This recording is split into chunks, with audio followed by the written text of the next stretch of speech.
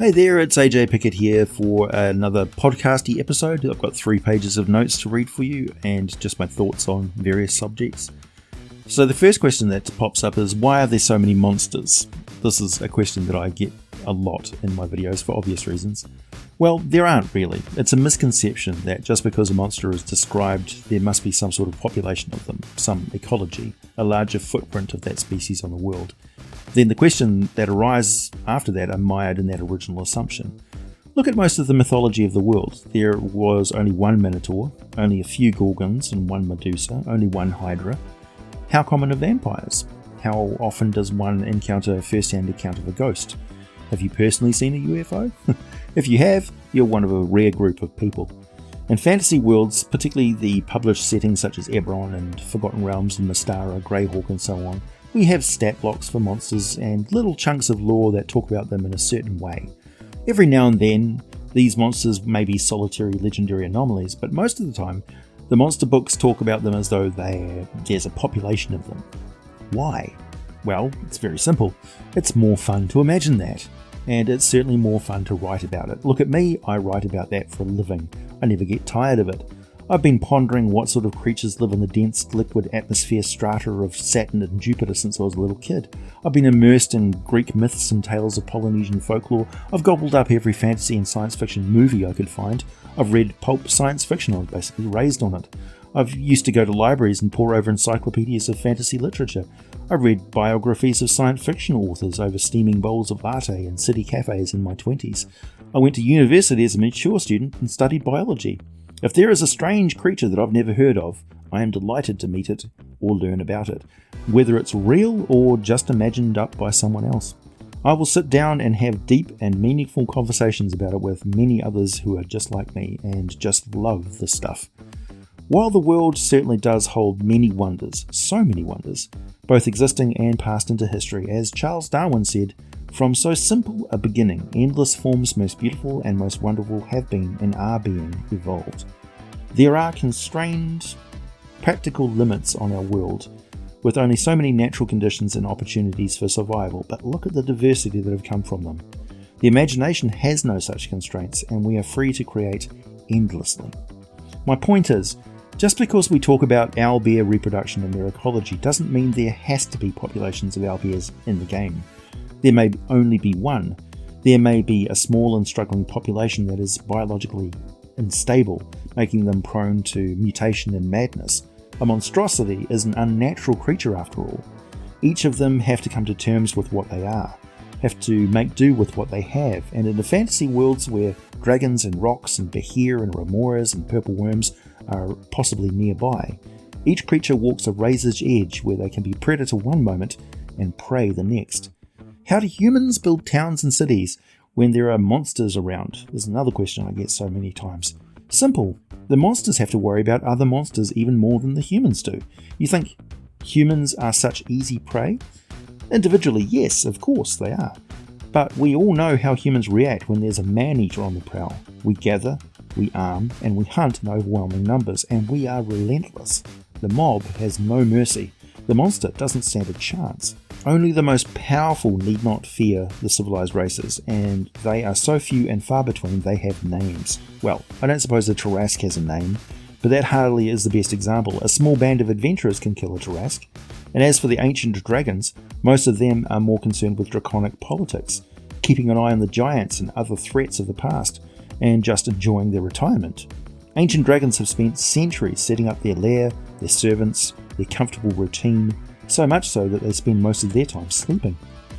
In fantasy worlds like Toril, when we talk about legendary monsters with regional effects, look at the range of those regional effects. For ancient dragons, it's not more than 6 miles, with most strong indications of their influence occurring only within 1 mile of their lair.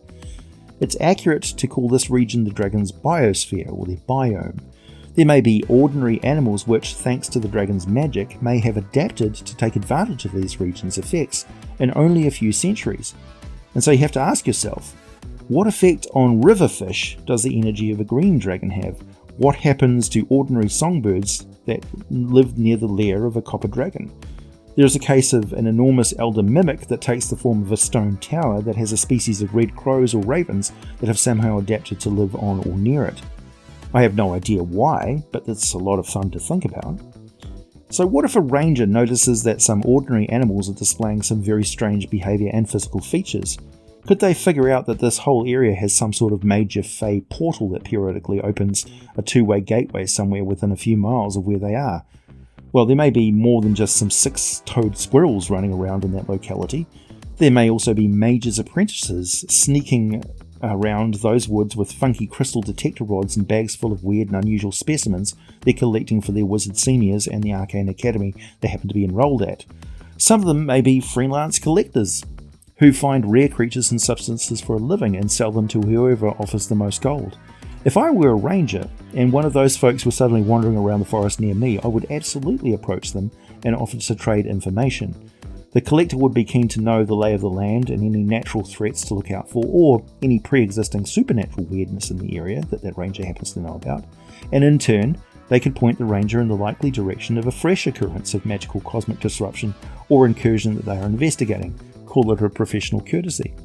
Perhaps the ranger is obligated to let the druids in the local area know about any new, fresh outcropping of supernatural effects because it's their jurisdiction. The wild has its own organisation and culture and traditions. Anyway, these regional effects are a local small scale. So when you consider a world like Toril and a continent like Faerun, when you zoom in on the map, you have your general features of a region, let's say the Shah, which is a huge stretch of grassland, tundra, steppes, and some woods and hills and rivers. It looks pretty generic, bland.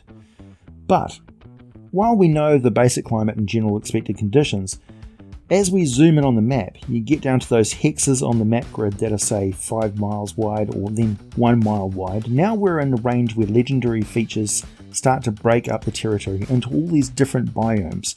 Some could be wildly different plants and animals caused by, for instance, an ancient ruin that has a permanent rain cloud parked over it that constantly soaks the area for centuries. There could be a river leading from that place that doesn't appear on any maps.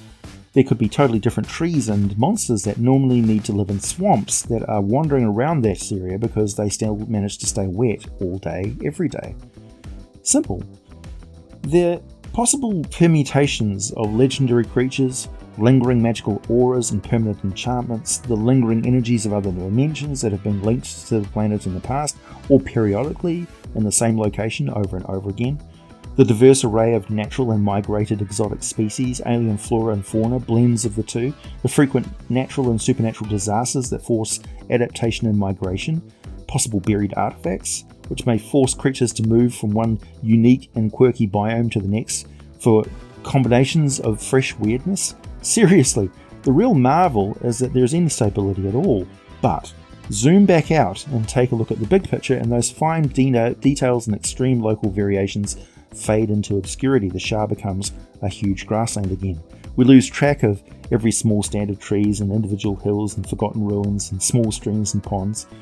If you think the Forgotten Realms is detailed too completely for you to insert your idea of what you want, you just need to put your imagination down there within the thick of the weeds, within the world map. Lose sight of the big picture and just visualize local areas and the adventures they hold.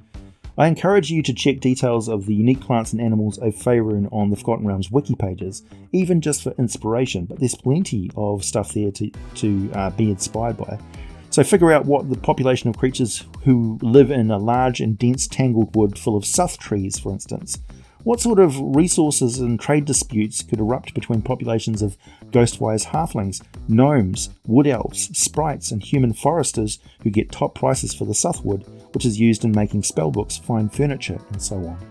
Resources and trade are hugely important to making a map and its populations come to life. It's one of the main reasons races go exploring into and risking their lives eradicating monsters from these new areas. It's not just to clear land for new livestock. What if that local manticore happens to have its well-established lair right on top of a rich iron ore deposit? It certainly makes sense. What if dwarves discovered it and are working on a scheme to get human adventurers to do all the risky work of fighting the monsters, which are well known for having a desire for fresh human meat above all other races? Dwarves are not always the good guys. Neither are halflings or gnomes. They're just as capable of doing self-interested, shitty things as other people are. I quite enjoy thinking about situations where the usual situation is reversed, and instead of a small elven community within a human city, it's the other way around, or at least where populations of other races are actually on an even footing with the humans, such as Silvery Moon, though granted that's mainly elves and humans. A location such as a large island where only one decent area of sea-facing port city could be built, where by necessity all races who wish to travel or trade by sea have to have a presence in that city port. It's common for a city port to have a city council of ruling captains, but what does a merchant dwarven fleet of ships look like? What sort of ships would halflings and gnomes build? What if an offshore kingdom of sea elves hired out their services to navigate a very treacherous reef of shifting unstable rocks, or a grumpy group of Zaratan which happened to surround the island for centuries? It presents all sorts of interesting story ideas, a multicultural council of merchant captains who in turn answer to sea elves. You can easily homebrew a world where island populations are the norm, and the main continent is largely a savage frontier dominated by orcs and goblins. But what does a land dominated by an ancient culture of hobgoblins look like? Well, you can go to Eberron for some inspiration there. In that situation, they are not the monstrous and alien race, your characters are. They're the alien interlopers. What if you're playing a hobgoblin outcast who fled to the outer islands to escape the harsh justice of the hobgoblin empire? World building is almost a hobby within the hobby. I'll say it really is. It's what DMs do for fun. It's certainly one thing that I spend a lot of time thinking about. I think running adventures in an entirely new world is just as much fun as running established world settings, but I would hesitate to say either option is better or worse than the other. In my experience, it's good to switch between the two playstyles to keep the game fresh. Variety is the spice of life and the key to keeping things interesting for a gaming group that plays together for years. Another option is to take a well-established world setting and change something fundamental to it, which has a roll-on effect on every aspect of that world. For example, what if faerun never had any horses? Some ancient cause just makes them weaken and die shortly after being brought to the planet from anywhere else. Also, perhaps there are no cows, sheep or goats, no deer, no herbivore mammals at all. What do you think would take their place? Dinosaurs? Giant birds? Reptiles? Insects? What if the war on Eberron didn't end with some mysterious calamity? What if it was still going on and the continents were starting to get involved, other continents were starting to get involved because the conflict was starting to change the actual climate of the planet and seriously threatening to release ancient demon lords from their prisons? Imagine a war on Eberron where the dragons got involved and started to pick sides.